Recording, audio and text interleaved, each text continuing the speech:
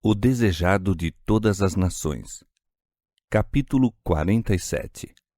Nada vos será impossível.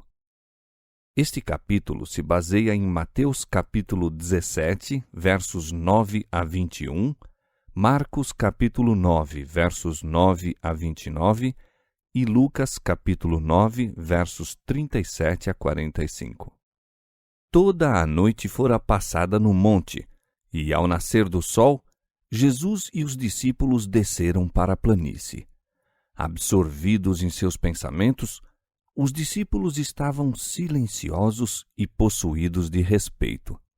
Nem mesmo Pedro tinha uma palavra a dizer. De boa vontade se teriam detido naquele santo lugar que fora tocado pela luz celestial e onde o Filho de Deus manifestara sua glória. Mas havia trabalho a fazer pelo povo que já andava por toda a parte à procura de Jesus. Um grande grupo se ajuntara ao pé do monte, ali conduzidos pelos discípulos que tinham ficado atrás, mas que sabiam para onde Jesus se retirara. Ao aproximar-se, o Salvador recomendou aos 3 companheiros que guardassem silêncio acerca do que tinham presenciado, dizendo: A ninguém conteis a visão, até que o Filho do Homem seja ressuscitado dos mortos. A revelação feita aos discípulos devia ser ponderada em seus corações, não ser publicada. Relatá-la às multidões apenas excitaria o ridículo ou ociosa admiração. E mesmo os 9 apóstolos não entenderiam a cena até depois que Cristo houvesse ressuscitado. Quão tardos de compreensão eram mesmo os 3 discípulos favorecidos, vê-se pelo fato de que, não obstante tudo quanto Cristo dissera acerca do que o aguardava, indagavam entre si o que queria dizer ressuscitar dentre os mortos. Todavia, não pediram explicações a Jesus. Suas palavras a respeito do futuro os tinha enchido de tristeza. Não procuraram nenhuma revelação posterior daquilo que de bom grado acreditariam nunca havia de acontecer. Ao avistar Jesus, o povo que se achava na planície correu-lhe ao encontro, saudando-o com expressões de reverência e alegria. Todavia, com sua rápida visão, percebeu que se achavam em grande perplexidade. Os discípulos pareciam perturbados. Acabara de verificar-se uma ocorrência que lhes causara cruel decepção e os humilhara também. Enquanto esperavam, ao pé do monte, chegara um pai trazendo-lhes o filho, a fim de ser libertado de um espírito mudo que o atormentava. Aos discípulos fora conferida autoridade sobre os espíritos imundos para os expulsar quando Jesus enviara os 12 a pregar pela Galiléia. Ao saírem fortes na fé, os maus espíritos lhes haviam obedecido à palavra. Agora tinham ordenado em nome de Cristo que o espírito atormentador deixasse a vítima, mas o demônio simplesmente escarnecera deles por uma nova exibição de seu poder. Os discípulos, incapazes de compreender o motivo de sua derrota, sentiram estar se desonrando a si mesmos e ao Mestre. E havia entre a turba escribas que exploraram o melhor possível essa oportunidade para os humilhar. Aproximando-se dos discípulos, apertaram-nos com perguntas, tentando provar que eles e seu mestre eram enganadores. Ali estava, diziam triunfantemente os rabis, um mau espírito que nem os discípulos nem o próprio Cristo poderiam vencer. O povo inclina-se a tomar o partido dos escribas e um espírito de desprezo e desdém penetrou a multidão. De repente, porém, cessam as acusações. Avistaram Jesus e os 3 discípulos que se aproximavam e, numa rápida reviravolta de sentimentos, o povo se voltou para ir-lhes ao encontro. A noite de comunhão com a glória celestial deixara traços no semblante do Salvador e de seus companheiros. Iluminava-lhes a fisionomia uma luz que encheu de reverente espanto os que os olhavam. Os escribas recuaram atemorizados, enquanto o povo saudava Jesus.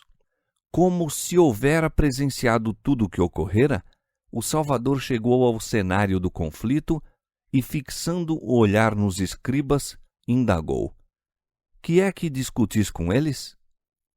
Mas as vozes, tão ousadas e desafiadoras antes, emudeceram agora. Fizera-se silêncio em todo o grupo. Então, o aflito pai abriu caminho por entre o povo e, caindo aos pés de Jesus, desabafou a história de sua tribulação e desapontamento. Mestre, disse, trouxe-te o meu filho que tem um espírito mudo, e este, onde quer que o apanha, despedaça-o. E eu disse aos teus discípulos que o expulsasse e não puderam. Jesus correu os olhos em torno, sobre a multidão tomada de espanto, os cavilosos escribas e os perplexos discípulos. Leu em cada coração a incredulidade, e em voz repassada de tristeza exclamou: Ó geração incrédula, até quando estarei convosco? Pediu então ao consternado pai: Traze-me cá o teu filho. O menino foi levado, e quando os olhos do Salvador pousaram sobre ele, o mau espírito lançou-o por terra em convulsões de agonia. Ali estava no chão a revolver-se e espumar, soltando guinchos que não pareciam humanos. Novamente se defrontaram no campo de batalha o príncipe da vida e o príncipe dos poderes das trevas, Cristo em cumprimento de sua missão de apregoar liberdade aos cativos, pôr em liberdade os oprimidos, Lucas 4,18, Satanás procurando segurar a vítima sob seu domínio. Anjos de luz e hostes de anjos maus, invisíveis, comprimiam-se para presenciar o conflito. Por um momento, Jesus permitiu ao mau espírito que ostentasse seu poder, para que os espectadores pudessem compreender a libertação prestes a operar-se. A multidão olhava, sustendo a respiração, o Pai numa angústia de esperança e temor. Jesus perguntou: Quanto tempo há que lhe sucede isto? O pai contou a história de longos anos de sofrimento e depois, como se não pudesse mais suportar, exclamou: Se tu podes fazer alguma coisa, tem compaixão de nós e ajuda-nos. Se tu podes. Mesmo então o pai punha em dúvida o poder de Cristo. Jesus responde: Se tu podes crer, tudo é possível ao que crê. Não há falta de poder na parte de Cristo. A cura do filho depende da fé do pai. Com uma explosão de lágrimas, compreendendo a própria fraqueza, o pai lança-se sobre a misericórdia de Cristo com o brado: Eu creio, Senhor, ajuda a minha incredulidade. Jesus volta-se para o sofredor e diz: Espírito mudo e surdo, eu te ordeno, sai dele e não entres mais nele. Ouve-se um grito, há uma angustiosa luta. O demônio, ao sair, parece a ponto de arrebatar a vida à sua vítima. Então o rapaz fica imóvel e aparentemente sem vida. A multidão murmura: Está morto. Mas Jesus o toma pela mão e, erguendo-o, apresenta ao Pai, perfeitamente são de espírito e de corpo. Pai e filho louvam o nome de seu libertador. A multidão pasma da majestade de Deus, ao passo que os escribas, derrotados e humilhados, afastam-se de mau humor. Se tu podes fazer alguma coisa, tem compaixão de nós e ajuda-nos. Quanta alma oprimida pelo pecado tem repetido esta súplica? E a todos responde o compassivo Salvador: Se tu podes crer, tudo é possível ao que crê. É a fé que nos liga ao céu e nos traz força para resistir aos poderes das trevas. Deus providenciou, em Cristo, meios para vencer todo pecaminoso traço de caráter e resistir a toda tentação, por mais forte que seja. mas muitos sentem que lhes falta a fé e assim permanecem afastados de Cristo. Que essas almas, em sua impotente indignidade, se lancem sobre a misericórdia de seu compassivo Salvador. Não olheis para vós mesmos, mas para Cristo. Aquele que curava os doentes e expulsava os demônios, quando andava entre os homens, é ainda hoje o mesmo poderoso Redentor. A fé vem pela palavra de Deus. Apegai-vos, pois, à sua promessa. O que vem a mim, de maneira nenhuma o lançarei fora. João 6,37. Lançai-vos a seus pés com o clamor: Eu creio, Senhor. Ajuda a minha incredulidade. Não podeis perecer nunca enquanto assim fizerdes. Nunca. Dentro de um breve lapso de tempo, contemplaram os favorecidos discípulos o extremo da glória e da humilhação. Viram a humanidade como transfigurada à imagem de Deus e como rebaixada à semelhança de Satanás. Da montanha onde conversou com os mensageiros celestiais e foi proclamado Filho de Deus pela voz saída da radiante glória, viram Jesus descer para enfrentar aquele tão desolador e revoltante espetáculo, o jovem lunático, com a fisionomia contorcida, rangendo os dentes e em espasmos de agonia que poder algum humano podia aliviar. E esse poderoso Redentor, que havia poucas horas apenas se achava glorificado perante os maravilhados discípulos, desce para erguer a vítima de Satanás do pó em que se contorce e, em saúde de espírito e de corpo, o restitui a seu Pai e a seu lar. Era uma lição objetiva da redenção, o divino descendo da glória do Pai para salvar o perdido. Representava também a missão dos discípulos, não somente do cimo da montanha com Jesus.